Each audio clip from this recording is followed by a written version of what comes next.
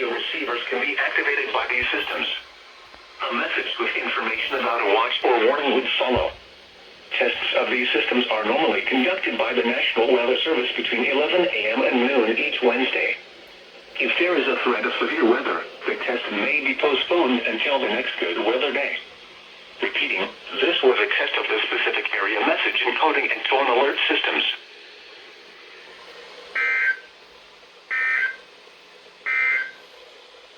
Cloudsville.